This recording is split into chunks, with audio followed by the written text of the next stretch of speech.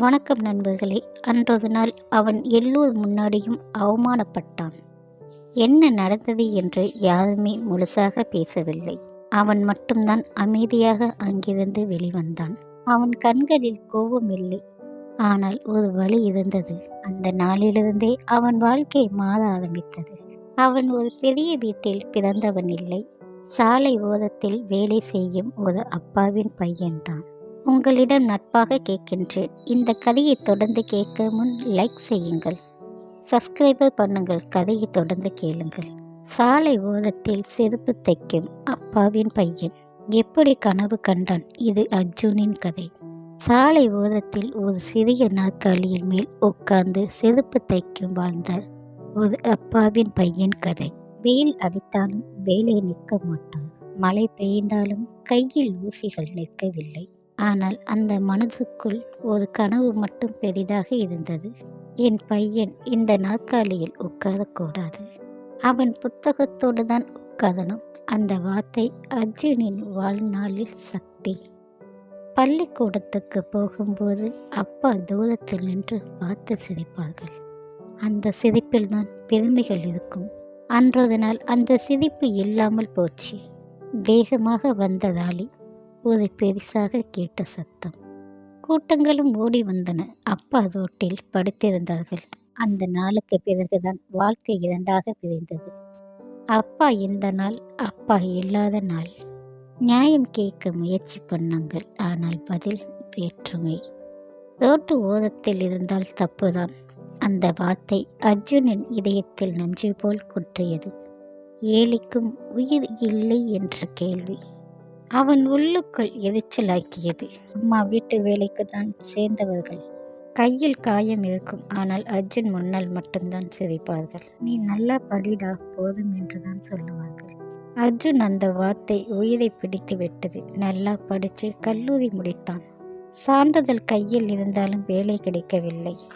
செருப்பு தைக்கும் பையன்தான் என்று கேட்டவுடன் முகம் மாறிவிடும். கதவுகள் மூடும், ஆனால் உள்ளுக்குள் உடைந்தாலும் வெளியே அமைதியாகத்தான் இருப்பேன். அம்மா உடம்பும் கெட ஆரம்பித்தது. மருந்து வாங்க பணம் தேவை. அர்ஜுன் மீண்டும் அப்பாவின் கருவியை எடுத்தான்.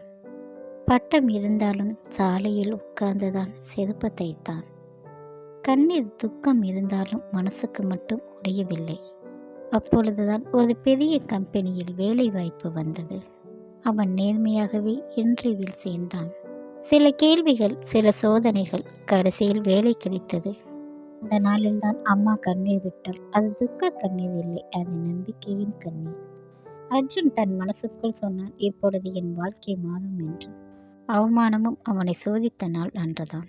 புதிய அலுவலகம், பெரிய கட்டிடம், குளிர்சாதன அறைகள், மேஜை, நாற்காலி, எல்லாம் புதிய உலகமாகவே இருந்தது.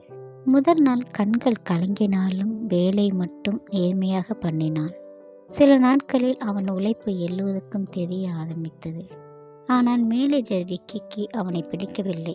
அவன் எதுவும் காரணம் இல்லாமலும் அவனை வேறு மாதிரியாக நடத்த ஆரம்பித்தார்கள். மற்றவர்களுக்கு ஓய்வு, ஆனால் அர்ஜுனுக்கு மட்டும் கூடுதல் வேலை. மற்றவர்களுக்கு சிரிப்பு, அவனுக்கு மட்டும் கண்டிப்பு. அவன் அமைதியாகத்தான் தாங்கினான், ஏனென்றால் அவனுக்கு இந்த வேலை மிகவும் முக்கியம். அன்றொரு நாள் கூட்டம் நடக்கும்போது விக்கி எல்லோர் முன்னாடியும் அவனை இழிவாக பேச ஆரம்பித்தான். உன் தொழிலை பார்த்திருக்கலாமே, உன்னை மாதிரி மனிதனுக்கு இங்கு வேலை கிடைத்ததே தவறு என்று கத்தினான். அந்த வார்த்தை அர்ஜுனுக்கு உள்ளத்தில் பழைய காயங்களை மீண்டும் திறந்தது. அவன் மெதுவாக கேட்டான், சார், நான் என்ன தவறு பண்ணினேன் என்று. அந்த கேள்வி விக்கிக்கு இன்னமும் கோபப்படுத்தியது. கை உயர்ந்தது. அந்த நொடி அர்ஜுனை கண்ணை மூட வைத்தது. வாழ்நாள் முழுவதும் சந்தித்த அவமானம் அந்த நொடி நினைவுக்கு வந்தது. அடுத்த நொடி ஒரு சத்தம். அவன் கண் திறந்தான். அடி அவன் கன்னத்தில் இல்லை, விக்கியின் கன்னத்தில். அடித்தவர் ரேணுகா, அந்த கம்பெனியின் உரிமையாளர். அவள் குரல் தெளிவாக ஒலித்தது, ஒரு மனிதனின் பிறப்பை வைத்து அவனை இழிவுபடுத்துவது உனக்கு உரிமை இல்லை. அந்த நொடியே அலுவலகம் முழுவதும் அமைதியானது. விக்கி அங்கிருந்து நீக்கப்பட்டான். ரேணுகா அர்ஜுனை பார்த்து மன்னிப்பு கேட்டாள். இங்கு உனக்கு நடந்த தவறு. அவன் நம்ப முடியாமல் நின்றான். வாழ்க்கையின் முதலாக அவனை மரியாதையாக பார்த்தது போல் இருந்தது. ஒரு உண்மையான இரண்டு மனசுகள் இணைந்தது. சில நாட்கள் கழித்து ரேணுகா அர்ஜுனை தனியாக அழைத்தாள். அவள் முகத்தில் ஒரு சிறிய உணர்ச்சி. நான் உனக்கு ஒரு உண்மை சொல்லணும் என்று ஆரம்பித்தாள். சில மாதங்களுக்கு முன்பு அவள் காதில் போய்க் கொண்டிருந்தாள். அவளுடைய சிறிய மகள் திடீரென்று சாலையை கடக்க முயற்சி செய்தாள். ஒரு விபத்தை தடுக்க போனவன் ஒரு மனிதன் ஓடி வந்து குழந்தையை தூக்கி பாதுகாப்பாக நின்றான்.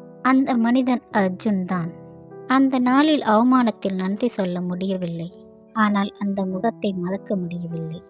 நீ என் மகளின் உயிரை காப்பாற்றினாள், இன்று உன் மரியாதையை நான் காப்பாற்றினேன் என்று சொன்னாள். அர்ஜுன் அமைதியானான். அது நான் செய்ய வேண்டியதுதான் என்று சொன்னான். அந்த நாளிலிருந்தே அவனுக்கு ஒரு மரியாதை உருவானது. அது மெதுவாகவும் நெருக்கமாகவும் மாறியது. அவள் அவன் நேர்மையை கவனித்தாள். அவன் அவள் மனசாட்சியை மதித்தான். சில மாதங்கள் கழித்து ஒரு மாலை நேரம் ரேணுகா அவன் வீட்டுக்கு வந்தாள். சின்ன வீடுதான், சுவற்றில் பழைய புகைப்படங்கள். அம்மா கதவை திறந்தாள்.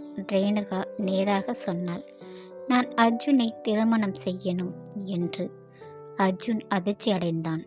நான் செருப்பு தைக்கும் அப்பாவின் பையன் என்று சொன்னான். அவள் சிரித்து விட்டாள். நீ நல்ல மனிதன், அதுவே எனக்கு போதும் என்று சொன்னான். சமூக பேச்சு என்ற பயம் இருந்தாலும் அவள் உறுதியாகத்தான் நின்றாள். அம்மா கண்களில் பெருமை. கடைசியில் அர்ஜுனும் ஒத்துக்கொண்டான். அவமானங்கள் வெற்றியாக மாறிய நாள். திருமணம் எளிதாக நடந்தது. அது பணத்தால் இல்லை, மரியாதையுடன் நடந்தது. காலங்கள் போனது. ரேணுகா மெதுவாக கம்பெனி பொறுப்புகளை அர்ஜுனுடன் கொடுத்தாள். அவன் அதை நம்பிக்கையுடன் ஏற்றுக்கொண்டான். யாரையும் பிறப்பால் இழிவுபடுத்த வேண்டாம். ஊழியர்களை குடும்பம் போல் பார்த்தான். சம்பளம் நேர்மையாக கொடுத்தான், மரியாதை கொடுத்தான். கம்பெனி வளர ஆரம்பித்தது. அன்றைய நாள் முழு நிர்வாகமும் அவன் கைக்கு வந்தது.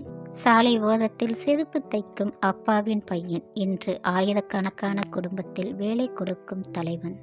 அவன்தான் முதல் முடிவு. இந்த கம்பெனி யாருடைய பின்னால் கேட்கக்கூடாது, திறமை மட்டும்தான் பார்க்கணும்.